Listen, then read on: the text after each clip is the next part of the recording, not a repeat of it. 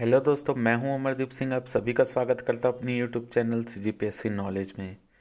दोस्तों, आज के वीडियो में हम राष्ट्रीय, राजकीय और वित्तीय आपातकाल से संबंधित जो है एमसीक्यू करेंगे। जैसे कि हमारे संविधान की सीरीज चलते हुए आ रही है, जिसमें हमने संसद का पार्ट, प्रधानमंत्री, राष्ट्रपति, उपराष्ट्रपति वाला पार्ट कवर कर लिया था। इसलिए आज के वीडियो में हम आपातकाल से संबंधित पार्ट को कवर करेंगे। इससे जो है पीएससी में निरंतर क्वेश्चन पूछे गए हैं। इसके अलावा अभी जो है आपको पता ही होगा, महाराष्ट्र में भी जो है राष्ट्रपति शासन लगा था, तो इससे संबंधित पेपर में इस बार भी क्वेश्चन बन सकते हैं। तो आज हम इन्हीं प्रश्नों के माध्यम से इस टॉपिक को क्लियर करने का प्रयास करेंगे। अगर आपको ये वीडियो अच्छा लगे तो वीडियो को ज़रूर लाइक कीजिएगा। तो चलिए चालू करते हैं हम और देखते हैं कि पहला क्वेश्चन आज का क्या है। पहला क्वेश्चन है, हिंदी और इंग्लिश दोनों में लिखा है, तो मैं हिंदी में आपको पढ़ के बता रहा हूँ। किन परिस्थितियों में भारतीय राष्ट्रपति अनुच्छेद 352 के अंतर्गत आपातकाल की घोषणा कर सकता है? पहला है बाह्य आक्रमण, दूसरा है सशस्त्र विद्रोह, तीसरा है सरकार का अस्थायित्व और चौथा है आर्थिक संकट। तो देखिए यहाँ पर स्पेशली मेंशन किया है आर्टिकल 352।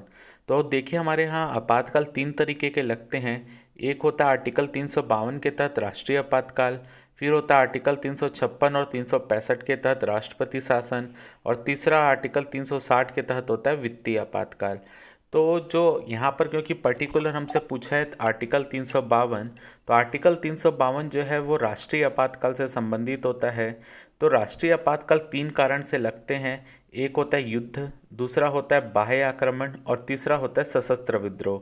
जो सशस्त्र विद्रोह है वो जोड़ा गया था 44वें संविधान संशोधन अधिनियम 1978 के तहत। उसके पहले जो है सशस्त्र विद्रोह के स्थान पर आंतरिक अशांति या आंतरिक गड़बड़ी शब्द का प्रयोग किया गया था। तो इसका जो है जब भारत में आंतरिक आपातकाल लगा था तो इसका बहुत मिसयूज हुआ था। इसी कारण 44वें संविधान संशोधन अधिनियम के तहत आंतरिक अशांति या गड़बड़ी शब्द को हटाकर वहाँ सशस्त्र विद्रोह शब्द को जोड़ दिया गया। जैसे कि मैंने आपको बताया कि जो आपातकाल जो है राष्ट्रीय आपातकाल युद्ध, बाह्य आक्रमण और तीसरा जो है सशस्त्र विद्रोह के कारण लगता है। तो अगर कोई आपातकाल युद्ध या बाह्य आक्रमण के कारण लगता है, जैसे युद्ध भी हो रहे हैं तो दो पक्ष रहते हैं, एक हमारा देश होगा, एक दूसरा देश होगा। अगर कोई बाह्य आक्रमण यानी कोई बाहर से आकर हम पर आक्रमण कर रहा है, तो ये दोनों में ही एक जो पक्ष होता है वो विदेश होता है यानी दूसरा देश होता है। तो अगर युद्ध या बाह्य आक्रमण के कारण जब भी आपातकाल लगता है तो उसको हम बाह्य आपातकाल बोलते हैं। और तीसरा जैसे सशस्त्र विद्रोह है, सशस्त्र विद्रोह हमारे देश के भीतर यदि कभी हथियारों से कुछ प्रॉब्लम आ जा रही है, कोई आपस में दंगे हो जा रहे हैं, तब ऐसी स्थिति में सशस्त्र विद्रोह का प्रयोग करके आपातकाल लगाया जाता है। क्योंकि ये हमारे देश के अंतर्गत कुछ हो रहा है उसके कारण ये आपातकाल लगाया जा रहा है, तो इसलिए इसको आंतरिक आपातकाल भी बोलते हैं। आपको ये बात भी याद रखना है। तो आर्टिकल 352 में जो है आपके तीन कारण से आपातकाल लग सकते हैं, युद्ध, बाह्य आक्रमण और सशस्त्र विद्रोह। तो अगर हम ऑप्शन में देखें तो बाह्य आक्रमण पहले में लिखा है, सेकंड नंबर में सशस्त्र विद्रोह लिखा है, तीसरे में लिखा है सरकार का अस्थायित्व और चौथा लिखा है आर्थिक संकट। तो आर्थिक संकट यानी वित्तीय आपातकाल आर्टिकल 360 के तहत लगता है। सरकार का अस्थायित्व यानी सरकार का स्थायी ना होना, तो ये राज्यों में होता है और उसके लिए हम राष्ट्रपति शासन लगाते हैं, ना कि आर्टिकल 352 का प्रयोग नहीं होता, वहाँ आर्टिकल 356 का प्रयोग होता है। तो जो आर्टिकल 352 के तहत आपातकाल की घोषणा होती है वो बाह्य आक्रमण और सशस्त्र विद्रोह के कारण होती है। यानी पहला और दूसरा पॉइंट सही है, तो इसका आंसर होगा ऑप्शन ए, 1 तथा 2 सही है। अगले क्वेश्चन की ओर बढ़ते हैं हम। इसमें लिखा है क्वेश्चन, भारत में वित्तीय आपातकाल की उद्घोषणा होने पर, यानी अगर भारत में वित्तीय आपातकाल की घोषणा होती है तो निम्न में से क्या होगा। तो इसका मैं केवल हिंदी पार्ट पढ़ रहा हूँ, आप इंग्लिश, अगर कोई इंग्लिश मीडियम वाला हो तो आप इंग्लिश पार्ट भी देख सकते हैं। पहला लिखा है सभी राज्य सरकारें भंग कर दी जाएगी और राज्य का वित्तीय प्रबंधन केंद्र सरकार द्वारा ले लिया जाएगा। दूसरा बोला है राज्य के सभी धन विधेयकों पर केवल संसद द्वारा अनुचिंतन किया जाएगा और स्वीकृति दी जाएगी। तीसरा बोला है सभी राज्य विधानसभाएं निलंबित चालन में रहेगी और राज्य सूची की विधियां संसद द्वारा अधिनियमित की जाएगी। और चौथा बोला है राष्ट्रपति वित्तीय प्रतिलब्धि के लिए ऐसे निर्देश राज्यों को दे सकेगा जैसा कि वह आवश्यक समझे और कर्मचारियों के वेतन में भी अस्थायी कमी की जा सकेगी। तो देखिए, जब वित्तीय आपातकाल लगता है तो इससे राज्य की विधायिकाओं में कोई भी प्रभाव नहीं पड़ता। लेकिन आपको याद रखना है कि अगर ऐसी स्थिति में अगर कोई सरकार राज्य में वित्त विधेयक या धन विधेयक को पारित करती है तो उसको जो है राज्यपाल राष्ट्रपति के लिए रोकेगा, क्योंकि देश में वित्तीय आपातकाल लगा है। तो ऐसी स्थिति में राज्य के जो धन विधेयक होते हैं या वित्त विधेयक जो कि पैसों से संबंधित होते हैं वो राष्ट्रपति की स्वीकृति के लिए भेजे जाएंगे। तो लेकिन जो बाकी अगर राष्ट्रपति के पास यह शक्ति होती है कि वह केंद्र और राज्य के अधीन जो भी कर्मचारी काम कर रहे हैं उनके वेतन में वो वित्तीय आपातकाल के दौरान कमी कर सकता है। तो यहाँ पर क्योंकि आप पहला पॉइंट देके बोला सभी राज्य सरकारें भंग कर दी जाएंगी, तो इससे अब भंग तो होगी नहीं, वित्तीय आपातकाल में सभी राज्य सरकार चलेगी। सेकंड बोला है कि राज्य के सभी धन विधेयक पर केवल संसद द्वारा अनुचिंतन किया जाएगा और स्वीकृति जाएगी। तो यहाँ पर अनुचिंतन जो है वो संसद नहीं विधानसभा ही करेगी। बस ये होगा कि वो जो धन विधेयक पास करके भेजेगी वो राष्ट्रपति की स्वीकृति के लिए भेजा जाएगा। यानी दूसरा पॉइंट भी गलत है, संसद को उसमें लेना देना कुछ नहीं रहेगा। तीसरा बोला है सभी राज्य की विधानसभाएं निलंबित चालन में रहेगी और राज्य सूची के विषय संसद द्वारा अधिनियमित किए जाएंगे। तो राज्य सूची का वित्तीय आपातकाल से कोई संबंध नहीं है। वित्तीय आपातकाल के दौरान राज्य सूची में कानून बनाने का अधिकार संसद को नहीं मिलता। और चौथा पॉइंट जो बोला है राष्ट्रपति वित्तीय उपलब्धि के लिए ऐसे निर्देश राज्यों को दे सकेगा जैसा कि आवश्यक समझे और कर्मचारियों के वेतनों में अस्थायी कमी की जा सकेगी, जैसे कि मैंने बताया। तो जो ऑप्शन डी है वो सही है। तो इस क्वेश्चन का आंसर है ऑप्शन डी। अगला क्वेश्चन देखते हैं हम, संविधान के अंतर्गत युद्ध या शांति की घोषणा की शक्ति किसमें निहित है? ऑप्शन है प्रधानमंत्री में, रक्षा मंत्री में, संसद में, राष्ट्रपति में। तो जैसे कि आपको पता है हमारी तीनों सेनाओं का प्रमुख राष्ट्रपति होता है।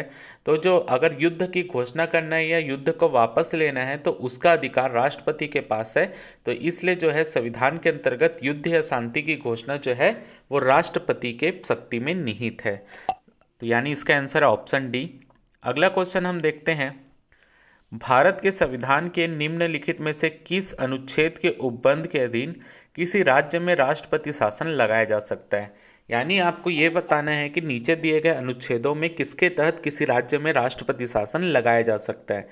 पहला बोला आर्टिकल 356, दूसरा आर्टिकल 360, तीसरा आर्टिकल 352 और चौथा आर्टिकल 365। तो देखिए कि जैसे कि मैंने आपको पहले क्वेश्चन में भी बताया, जो राष्ट्रपति शासन है वो दो अनुच्छेद के तहत लगता है। एक है आर्टिकल 356 और एक है आर्टिकल 365।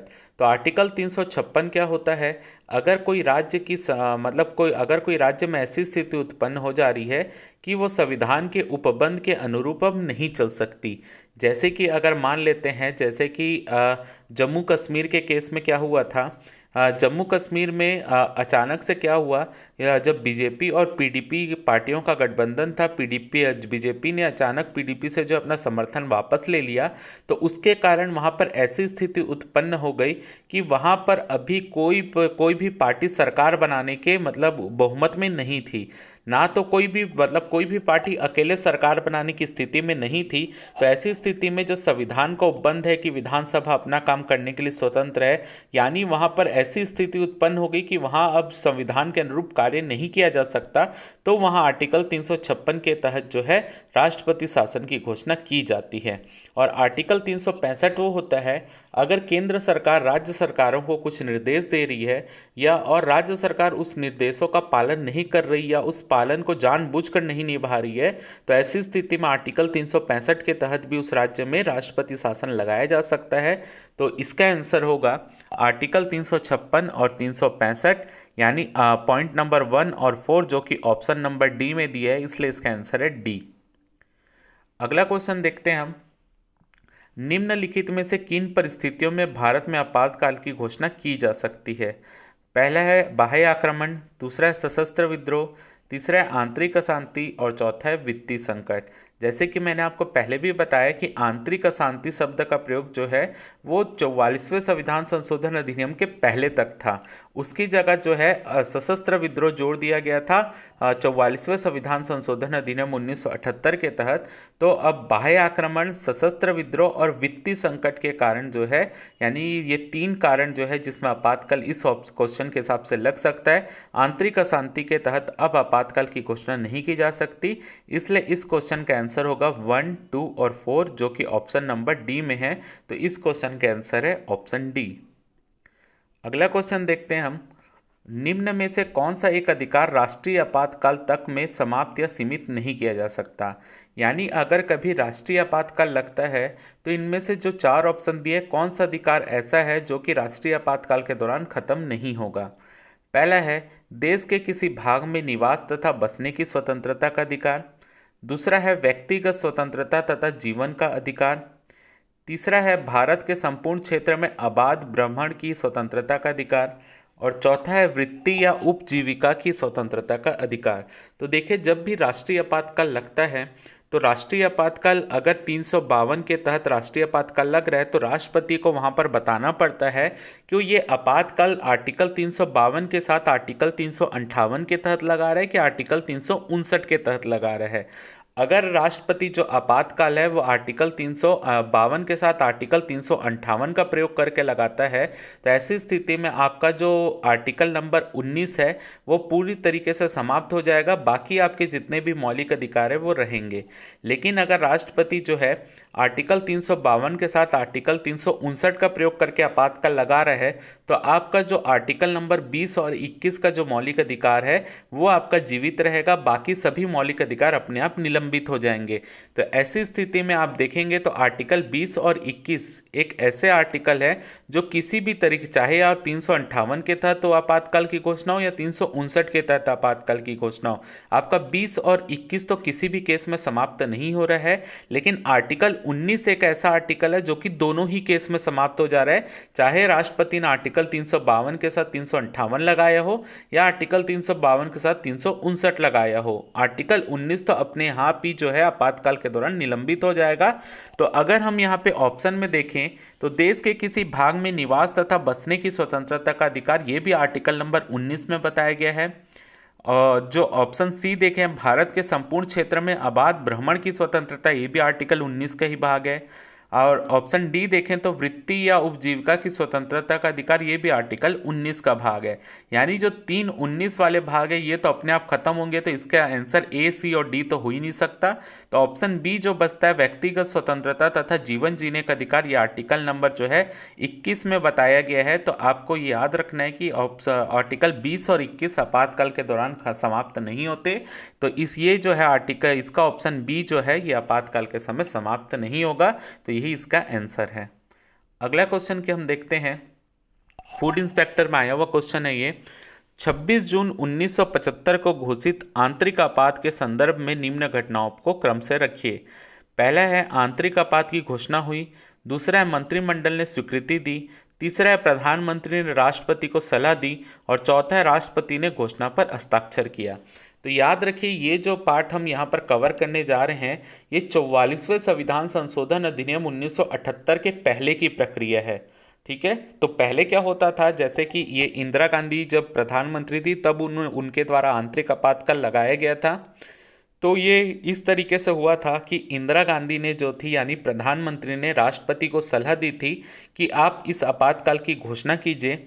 राष्ट्रपति जो है वो अपने इस आपातकाल की घोषणा में हस्ताक्षर करते हैं और घोषणा करते हैं कि आंतरिक आपात पूरे भारत में लगाया जा रहा है। और जब ये तीनों पार्ट हो गया उसके बाद जो है इंदिरा गांधी ने अपने मंत्रिमंडल को बताया कि आपातकाल की घोषणा की गई है और उनसे स्वीकृति ली।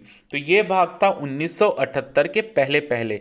तो अगर हम इस क्वेश्चन का आंसर देखें तो सबसे पहले आएगा सी पॉइंट, प्रधानमंत्री ने राष्ट्रपति को सलाह दी।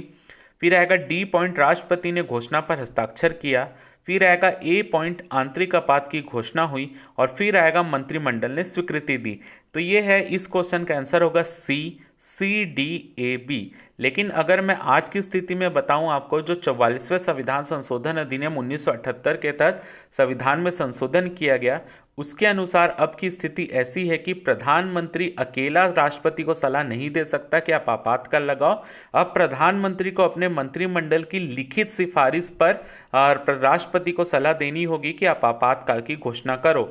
यानी अब प्रधानमंत्री किसको, मंत्रिमंडल को पहले बताएगा, मंत्रिमंडल और प्रधानमंत्री मिलकर लिखित सिफारिश करेंगे राष्ट्रपति से, और राष्ट्रपति तब उस आपातकाल की घोषणा करेगा। तो अब की स्थिति ये है। तो ये क्योंकि क्वेश्चन स्पेशली मेंशन करके दिया है अब आंतरिक आपात के संबंध में, तो इसको आप देख लीजिएगा। अगला क्वेश्चन देखते हैं हम। इसमें बोला यदि भारत का राष्ट्रपति संविधान के अनुच्छेद 356 के अधीन यथा उपबंधित अपनी शक्तियों का किसी विशेष राज्य के संबंध में प्रयोग करता है तो, यानी यहाँ पर बोल रहा आर्टिकल 356 के तहत अगर राष्ट्रपति शासन लगाया जाता है तब क्या होगा। तो यहाँ पर है उस राज्य की विधानसभा स्वतः भंग हो जाएगी। दूसरा है उस राज्य के विधानमंडल की शक्तियां संसद द्वारा या उसके प्राधिकार के अधीन प्रायोज्य होगी। तीसरा है उस राज्य में अनुच्छेद 19 लंबित हो जाएगा। और चौथा है राष्ट्रपति उस राज्य से संबंधित विषयों को बना सकता है।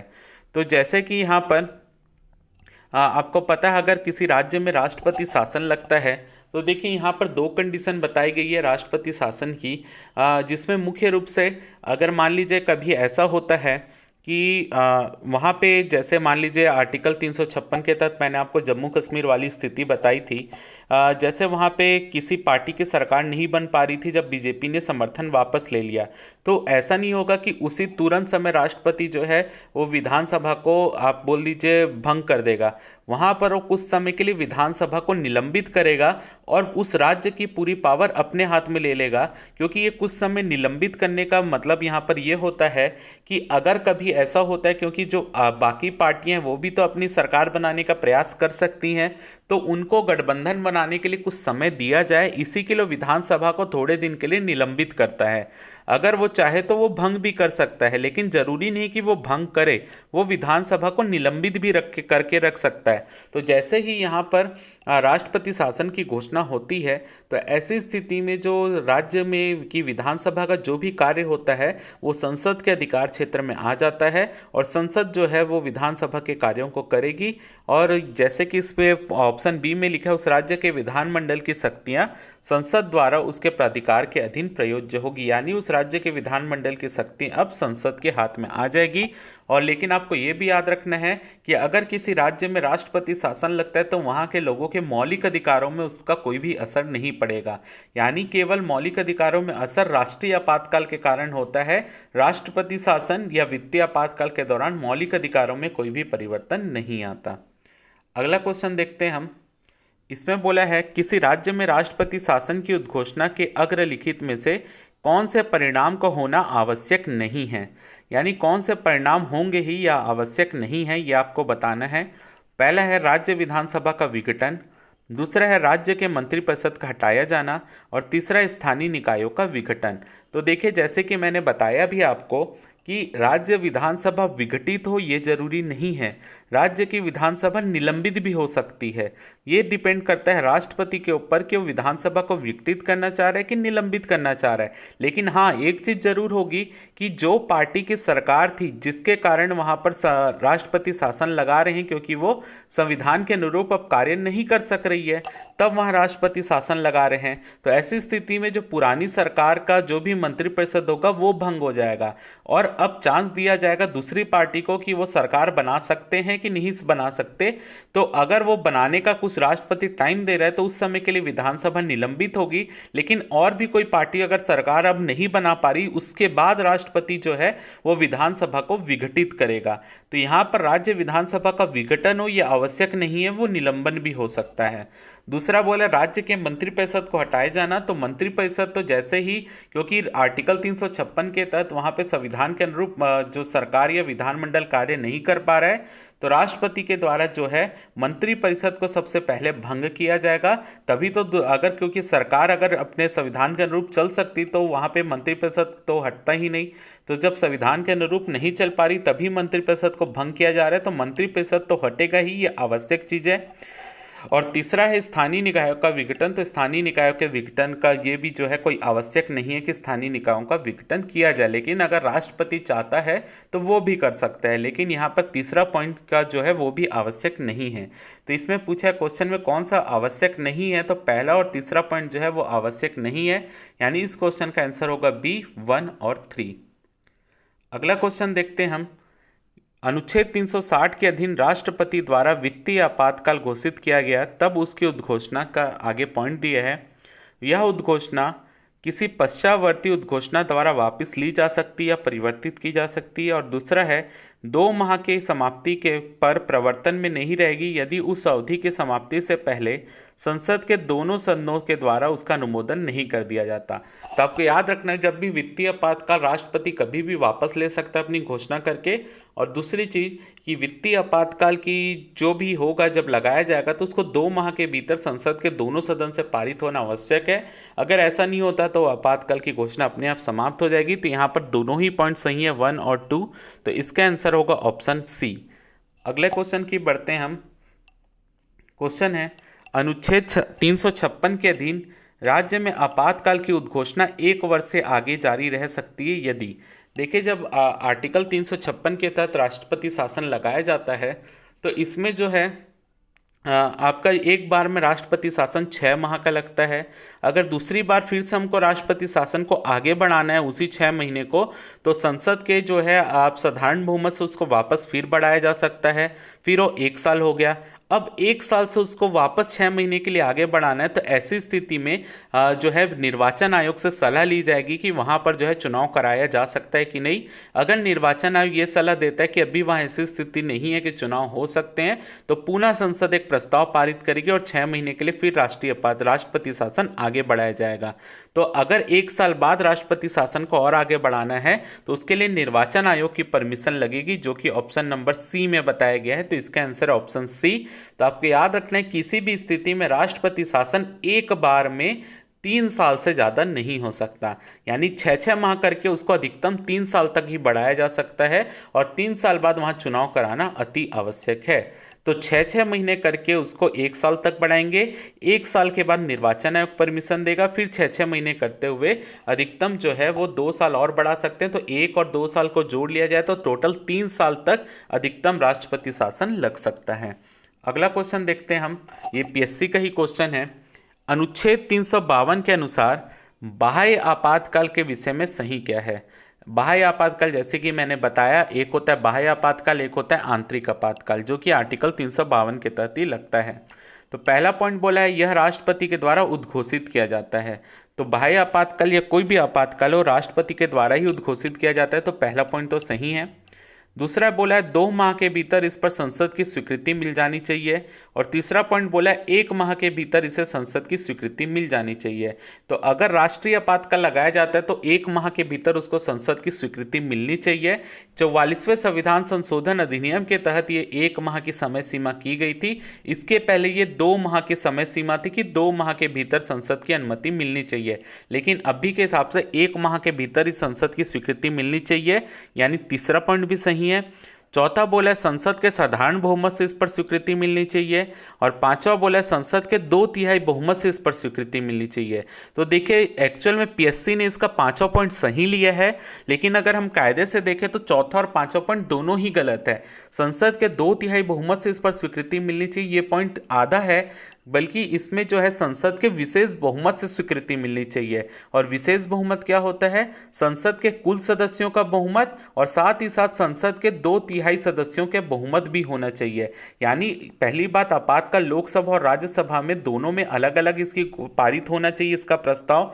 तो अगर मान लीजिए लोकसभा में इसको पारित करना है तो लोकसभा के पहली बात जो है वहाँ पे लोकसभा का पूर्ण बहुमत भी होना चाहिए और उपस्थित और मत देने वालों का 2/3 बहुमत भी होना चाहिए, और ये 2/3 बहुमत उस पूर्ण बहुमत से ज़्यादा होना चाहिए। तो संसद के 2/3 बहुमत से स्वीकृति मिलनी चाहिए, ये पॉइंट एक्चुअल में गलत है।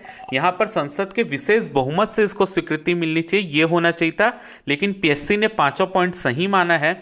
6वां पॉइंट, संसद के साधारण बहुमत से इसे वापस लिया जा सकता है। देखिए, पीएससी ने 6वां पॉइंट भी सही माना है कि संसद के साधारण बहुमत से इसे वापस लिया जा सकता है, लेकिन एक्चुअल में अगर हम देखें तो अगर राष्ट्रीय आपातकाल या बाह्य आपातकाल बोल लीजिए, अगर उसको वापस लेना है तो संसद के साधारण बहुमत से नहीं, वो लोकसभा के साधारण बहुमत से वापस लेना चाहिए, ना कि संसद के साधारण बहुमत से। तो यहां पर जो संसद के साधारण बहुमत लिखा है, तो संसद में लोकसभा, राज्यसभा और राष्ट्रपति भी आता है। तो संसद के साधारण बहुमत से वापस नहीं, वहां लोकसभा के साधारण बहुमत से वापस लिया जाना चाहिए। यानी ये छठवां पॉइंट भी जो है वैसे गलत है, लेकिन पीएससी ने इसको भी सही लिया है। और सातवां पॉइंट 2/3 वो भी गलत है। और आखिरी बोला, इस पर संसद के संयुक्त अधिवेशन में स्वीकृति ली जा सकती है। तो संयुक्त अधिवेशन इसके लिए संसद में नहीं बुलाया जा सकता। राष्ट्रीय आपातकाल की घोषणा को कोई भी प्रस्ताव जो है वो जो है संसद के आपके दोनों सदन में अलग अलग पारित होना आवश्यक है, इसलिए इसका संयुक्त अधिवेशन नहीं हो सकता। तो इसका आंसर वैसे होना चाहिए उपयुक्त में से कोई नहीं, यानी 5 जो जितने पॉइंट दिए हैं उस हिसाब से हमारा ऑप्शन इसमें जम नहीं रहा है, तो इसका आंसर इनमें से कोई नहीं आना चाहिए। लेकिन जो हमारा पीएससी ने आंसर लिया था वो था 1, 3, 5 और 6, यानी ऑप्शन सी लिया था, लेकिन एक्चुअल आंसर इसका ई है, इनमें से कोई नहीं। तो फिलहाल हमारे इस वीडियो में इतना ही था। उम्मीद करता हूँ कि आपको आपातकाल से संबंधित कुछ नई जानकारी मिली होगी। अगर आपको वीडियो अच्छा लगा हो तो वीडियो को जरूर लाइक कीजिए, चैनल को सब्सक्राइब कीजिए, ज़्यादा से ज़्यादा शेयर कीजिए। फिलहाल के इस वीडियो में सिर्फ इतना ही। जय भारत, जय छत्तीसगढ़।